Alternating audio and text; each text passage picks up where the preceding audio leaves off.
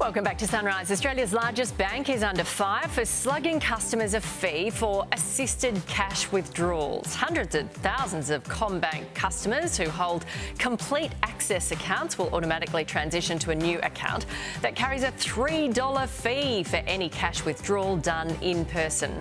And despite the bank saying it can be avoided by using an ATM, the government has slammed the decision. This is a kick in the guts for ordinary Australians and the worst Christmas present imaginable.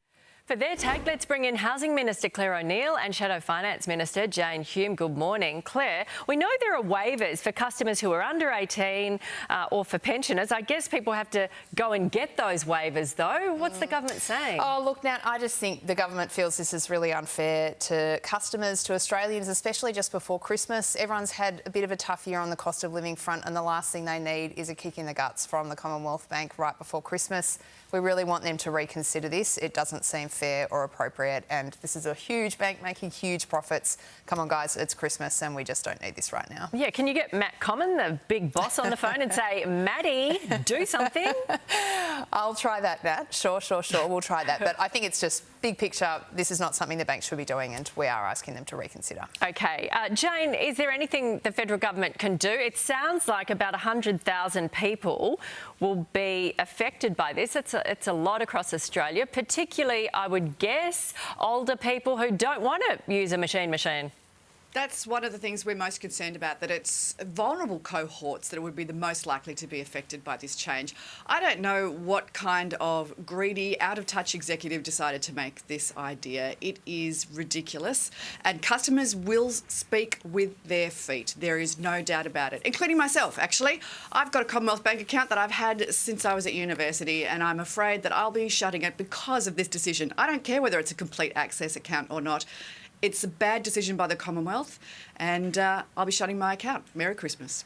OK, well, it's going to be interesting, the feedback they get and whether that is worth the charge they're making. Moving on, Peter Dutton has launched an attack on the Prime Minister for comments made 3 years ago, promising that energy bills would drop by $275 by 2025. The opposition leader put Anthony Albanese's election promise in the spotlight, adding that it was a pledge repeated 97 times. Apparently, Peter Dutton has countered that. Clare, is this a broken promise? Well, Nat, I think all Australians are really conscious that we've got real issues in our energy system, and that's why the government just recently went ahead and gave a $300 energy rebate to every single Australian households. That's on top of the tax cuts and other cost of living relief. And Nat, you'd also be aware that the government is making that big change we need to make to the energy system, putting in place the most efficient form of energy there is, which is using that sunlight and all those other natural renewables that we have in Australia. Now, Peter Dutton's gone on the attack on this one, but just remember, his plan is this crazy renewable fantasy, crazy nuclear fantasy, which is going to lift power prices in our country by $1,200 and plus. You know, it is absolutely mad what's going on over there. It's hard, isn't it? Because people think, OK, Dutton's talking nuclear, I don't know much about it. Is it expensive? Maybe that's an option. Then they're hearing you saying, OK, nothing's been done. Maybe we need to transition to green. Who knows? We've got a record number of people on hardship payment plans for power, 130,000 households, more than last year. And all they're hearing is you promised to bring down our power bill, and look, here's the date, and it hasn't happened. Yeah, completely get it, Nat. And, you know, I think there's general understanding people are doing it really tough out there.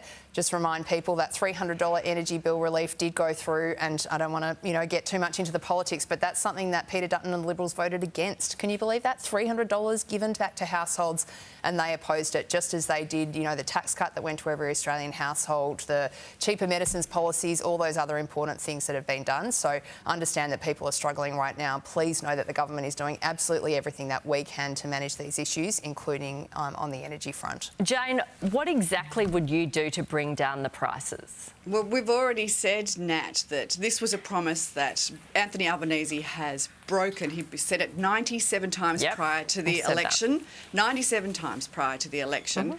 And yet immediately afterwards, he went with this renewables-only approach to energy that is actually pushing up prices. There was some independent economics that was released last week that showed that Labor's plan is actually costing the system about $624 billion, We've gone through that, which is Jane. So we're 5 running times. out of time. What we 5 want to times the know is amount. what your government would do to bring down the prices. Well, we'll bring a technology-neutral approach to the energy mix, which will bring down prices over time. What does that so mean? renewables will be a part of it. There is no doubt about it. Okay. But there will also be gas. There will also be, in the long term, nuclear firming power that will stabilise the grid and bring down prices over time, as it has done in other countries. Labor's renewables-only approach, that all eggs in one basket approach, clearly is not working. They did not promise to recycle taxpayer money in the form of subsidies. They promised to bring prices down. $275 like bring Labor price- did?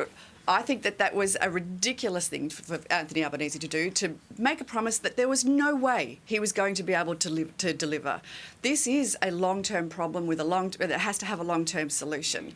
But the most important thing is that we are dealing with it in a sensible approach rather than this ideological renewables-only approach, which is pushing prices No up. promises to bring down I'm power not prices, announcing our Jane. energy policy on your show today, Nat. As much as you would love me to do that, I'm probably not going to do that. I'll leave that to our Shadow Energy Minister. But what I will say is that Labor's approach isn't working. Something different has to be done. Labor are simply promising more of the same. And we'll stay tuned for your policy. OK, thank you both. We appreciate it.